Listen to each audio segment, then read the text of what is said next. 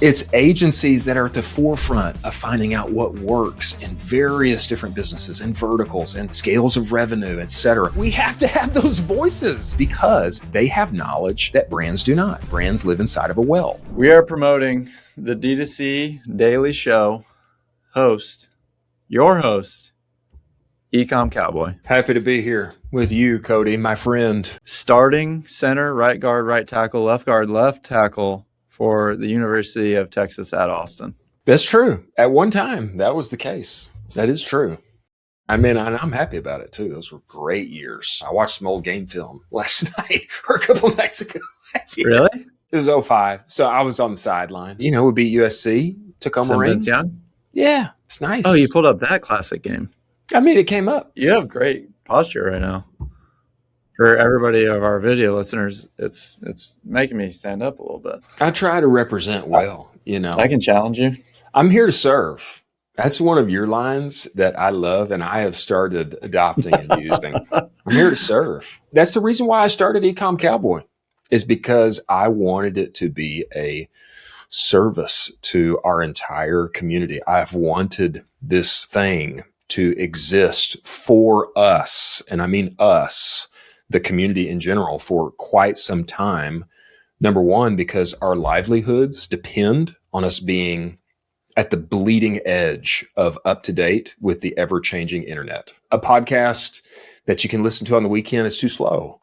We need real-time alpha as it changes because the internet's continually changing. Number two, being an entrepreneur or working in our industry from a laptop remotely is an intensely lonely experience. For sure. I've craved for a companion, quote, companion alongside me as I work, who is into the same things I'm into and can make me feel like I've got that office camaraderie, even if I'm not physically inside of an office.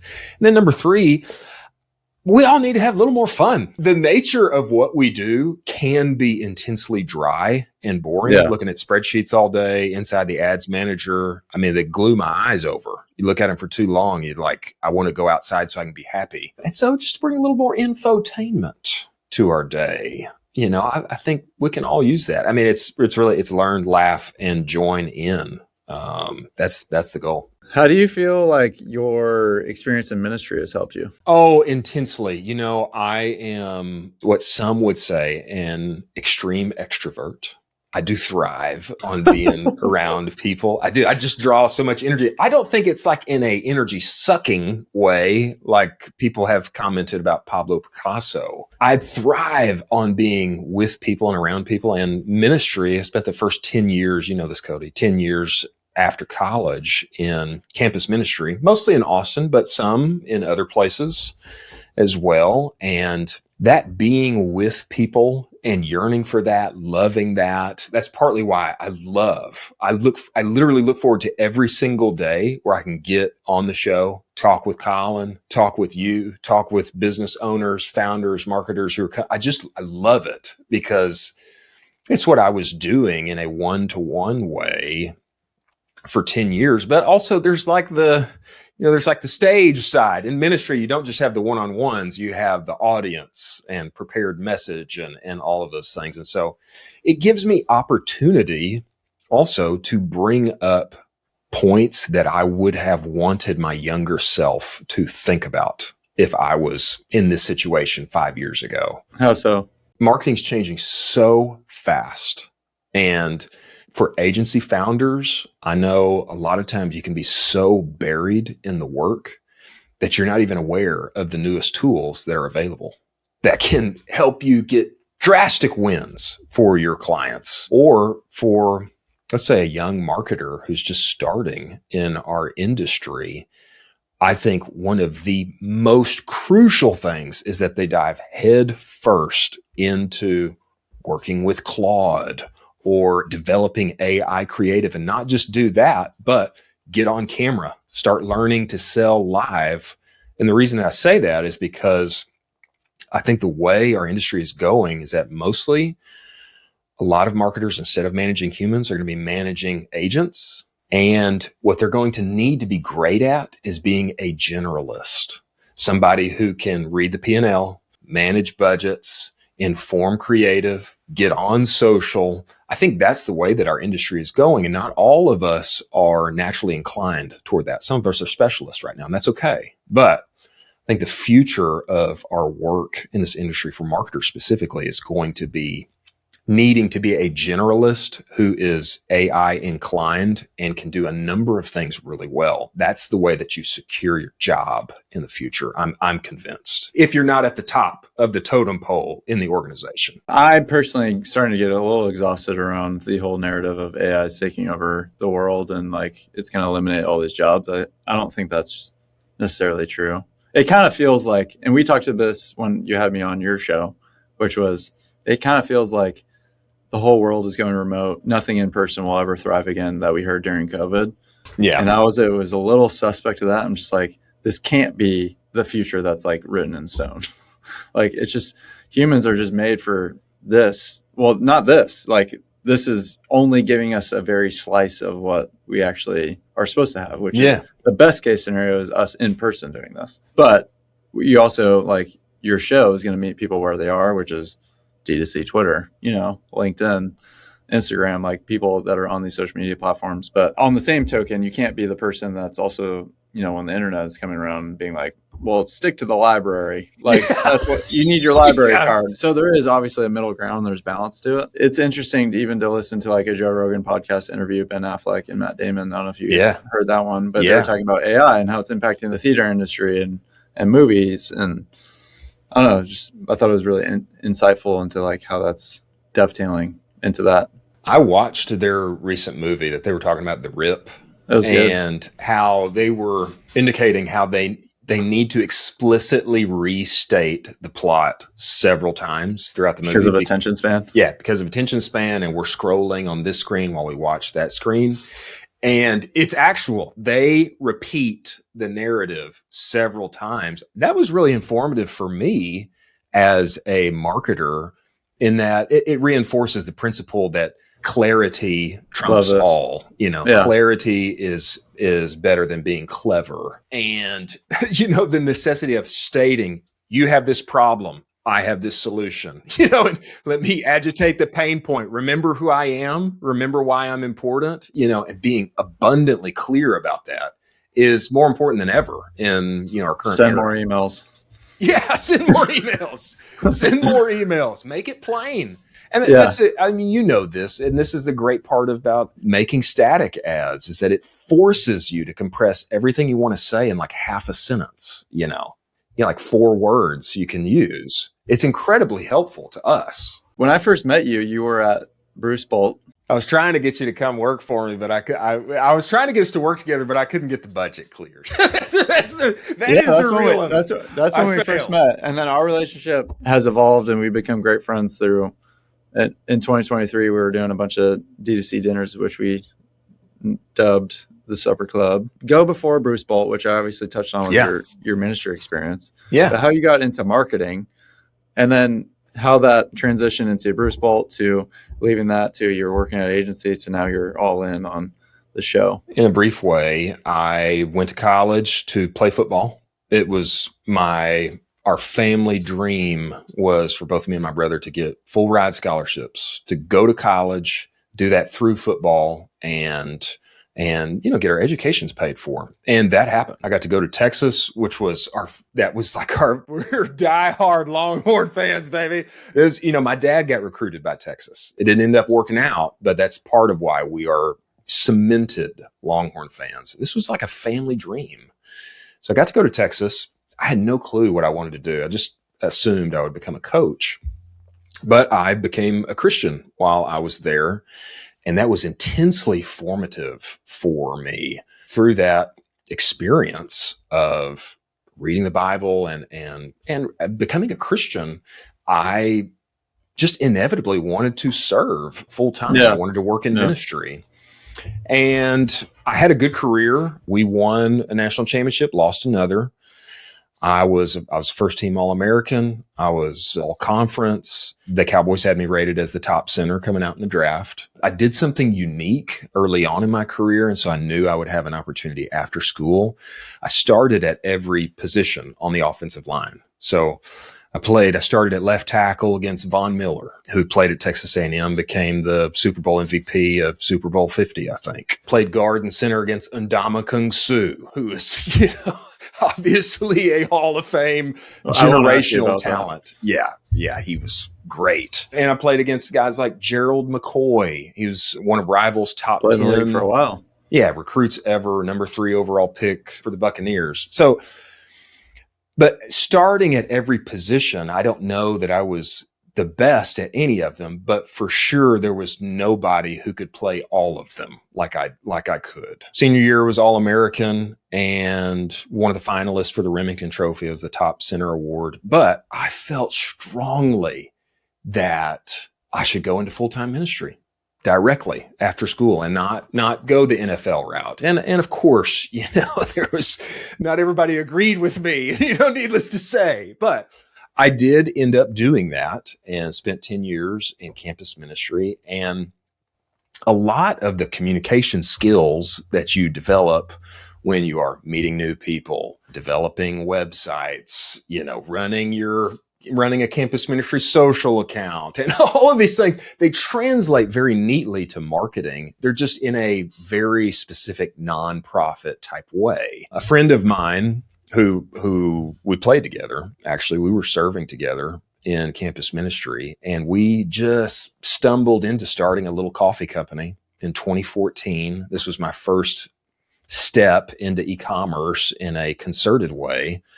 And essentially, we had, to my knowledge, the first subscription-only coffee brand on the internet. Anyway, we were in Austin. We used all African beans was what we mainstayed on. And I'd probably still be doing that today if I hadn't gotten distracted with trying to be like every other coffee company, getting this coffee shop and, I just got too distracted, too many shiny toys. I should have gotten every dollar I could have gotten and spent it all on Facebook ads. That's what I should have done. But anyway, that was my first experience with e-commerce. That was good. Thrillist called us one of the top 15 new roasters in America, and we had some good experience. But eventually, me and my partner, we parted ways. He went into investment banking, and eventually, I transitioned out of ministry. And then comes the question: what do I do now?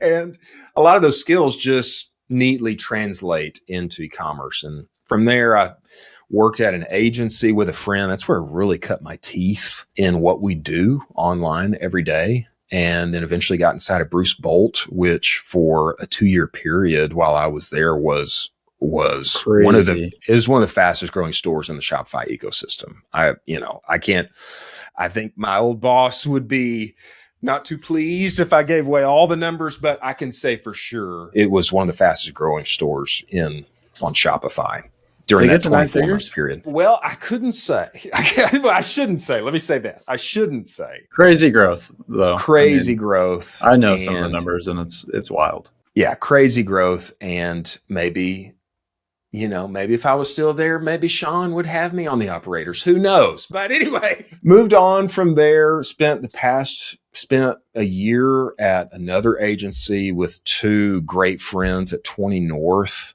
That was a huge help. And I would also say one of the formative experiences I had in that whole time was being mentored by Taylor Holiday over a 6-month period while I was at Bruce Bolt. That was career changing for me. Now I'm here. I've been consulting for about 6 months and had an incredible opportunity come my way. And I just felt compelled. Chris, you have to start this show. You can't do that. Do this. Do it. Just do the thing. I just have it in my blood. And so anyway, Colin and I have started this show now. You're supposed to do something like this. Lead with your charisma and voice, and it's just God made you to do something. I like appreciate this. that. I don't know if it'll work out, but it's gonna be this or something like it. I'll tell you that, and that's I appreciate that. It's just like I really respect you and what you're doing, and I think it is a need. I think it will work, and already you're seeing like having amazing guests on there, and I thought the show is really well done. You keep it interesting, keep it captivating. You're not demanding 3 hours like Pat McAfee, but it's an hour succinct. It's going through it. Well, we got you on. One day it'll be 3 hours. It could be. It could be. And he pulled up the cards. I did. I pulled up the cards. You know, it could be that we're going to 2 hours here soon. Could be. Could be. Hard to say. The audience wants it. I would Give say the people what they want. You know, we got you on. So that was a big get. That was a big get. But there's a number of things I'm really excited about. You know, we started this little YouTube channel from scratch. And brother, I think we're going to break 1,000 subs like this week. For the show? Yes, for the show. Come on. I'm pumped about that. And we're working with some incredible sponsors. And hey, are you going to be, I'm going to try and talk you into it, but Commerce Roundtable in Austin, we're going to be doing 2 super lives there from the event. We're going to have anybody and everybody on the show. And we may even do a little supper club that night. I would love it if Cody Whittick was in the vicinity. I'm just saying. 420 in Austin, Texas. That's when it's going down. I mean, I might be in my daughter number 2 is due at the end of March. Oh, hey, congratulations. I didn't even know that. I think I told you, but you know, listening is not a great, talking is more your thing. Oh, sure. Well, I'm trying to get better. That's awesome. So what do you feel like the end vision of it? Just do it every day? I'd love to do this forever. I'll be honest with you. I wake up psyched to do this every single day. And that hasn't always been the case for me. Could I start another little brand again in the future? I think it's very much in the realm of possibility. But yeah, I love this. I love it. I think from now on, it's just maximize value every day for everyone in our industry. What did your wife think when you're like, hey, honey, I'm going to start a D2C show? She's like, what's D2C? She was all for it, man. She was all for it. She was. And I had another great, probably the best opportunity in my career on the table. And I told her, and I've got this other thing that I'm thinking about. And she said, you got to do that. Do it. Don't do the other one. Forget it. You're in the wife's anointing and covering right now. I am. Yeah, so you're not going against the grain. No, we're with the grain and the wind is at our back. That's good. That's good. Tell me this, man, you have been doing this for 7 years. I mean, when I got to know you first, it was like, this is the guy that got Kalo on LeBron. You have progressed so much in what you guys do, and you've seen so much happen. A little more gray in the hair now than 7 years ago.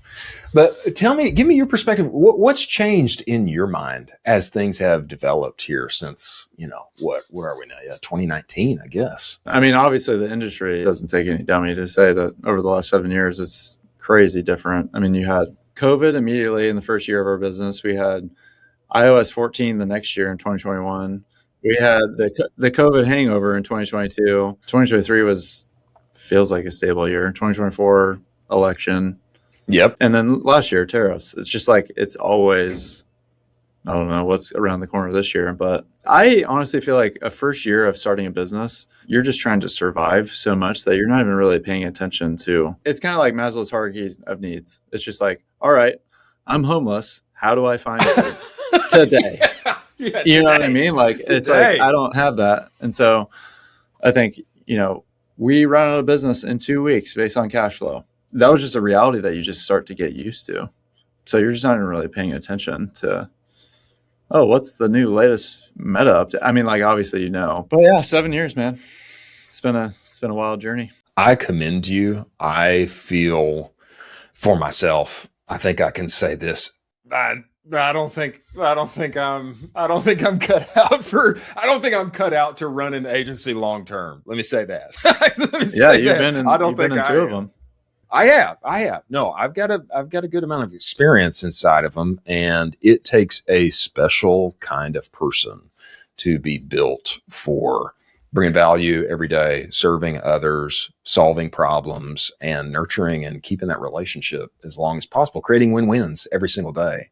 That's not an easy job. It's like been ingrained in me of just like everyone is on the sales team. I'm like constantly reminding client services is like, just because they sign a contract and they come in the door and they're all excited and everything does not mean that your job does not involve sales. Like, you're constantly selling. I think that is the exhausting part for people, to do that as well as also deliver the service. There's like that human element of you're always selling. You're always like, showing a good face. I think what's a breath of fresh air to agencies, and you probably experience this inside those walls, is like when you get the people that just have a long-term mindset, they know exactly where they go. They're not putting all the eggs in your basket. Those are the best clients because they just realize like you are not going to make it or break it for my brand. But a lot of people play whack-a-mole with agencies expecting like a silver bullet. I think that's what we all hope for, brand side, right? It's like, hey, I'm working like crazy and I just need that thing. There's going to be some magic that if I can just get them in here, it's going to be magic for my business. And that's not usually the case. It's hard work for everybody. So you started the show on January 5th, yeah? Yeah, January 5th. In a month, roughly. Just literally following news on D2C Twitter. I see Colin commenting for Ecomm Cowboy show, like all that stuff. Like, what has been your takeaway thus far? Number one, we all need as much free or cheap traffic as possible. We need it. And, ad costs are only going up. They're not getting any better. They're not getting any better. They're only going up. And what Gary Vee told us many years ago is that you think Facebook's expensive right now. Actually, it's like Malibu oceanfront property that is going to get very expensive in about 5 years. And that is the case. So what does that mean? Usually what it means is very practically, everybody's got to get really dialed on organic social content, number one. Number two, because ad costs are rising, we all have to have a great endeavor to enlarge our LTV, which is a little amorphous. It's like, how do I do that? Is that just send more emails? Well, no, probably it's develop some other products that your ICP actually wants. If you only got one thing that they want and they only need to buy it once, then your LTV is kind of baked. The cake is already baked. And so I think the hard work of marketing is done in product development. And so getting really outside of the box, what else can we do to create real wins for our current customers and future customers? Those are the first two things that I would say is free/cheap traffic. I'm just going to probably be some AI, LLM, and organic content.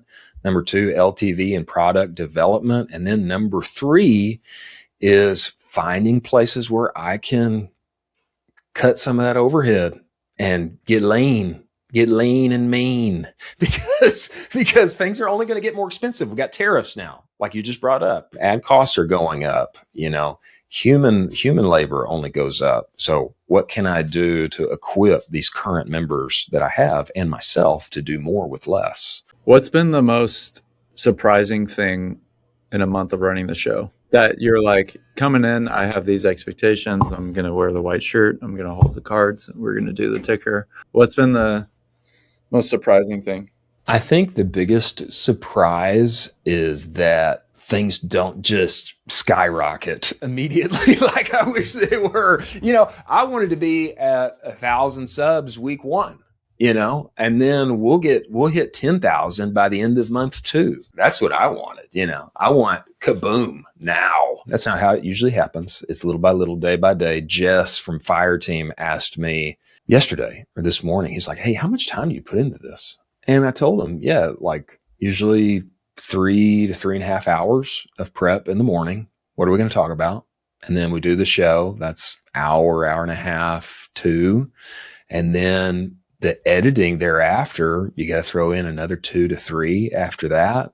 And then you add on additional calls, you add on other things. And what it means is that, a lot of times 9 to 11:30, I'm busy. Them babies are down and mama's not seeing me either because I'm a busy man.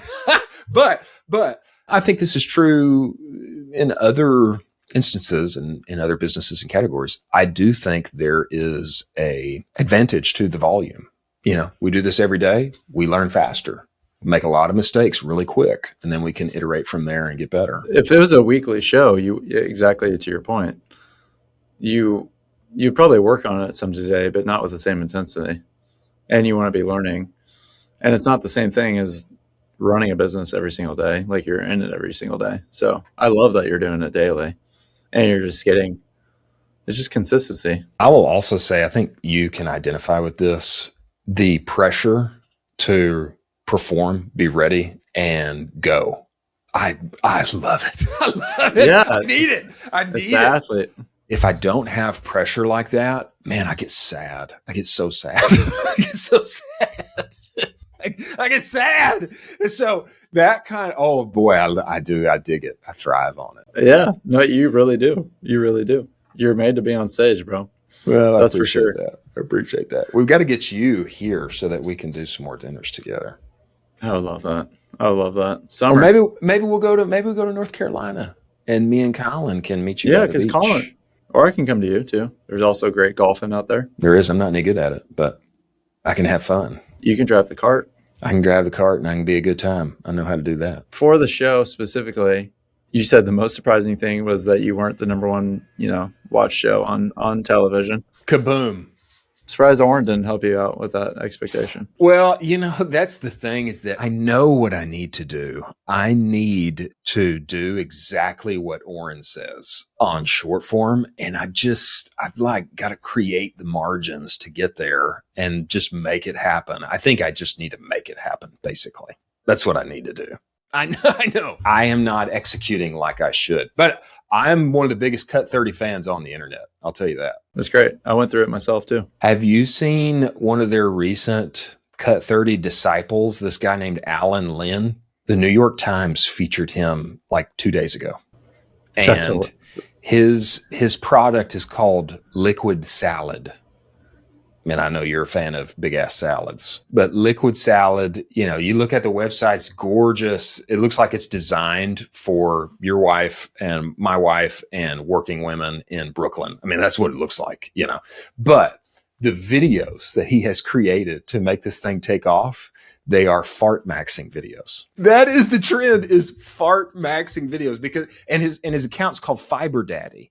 And the whole point is I have heard about him. You've seen this guy. Yeah. The whole point is like, you need fiber, you need those vegetables. And the guy's like creating all of these like egregiously awful looking things for himself to eat and drink.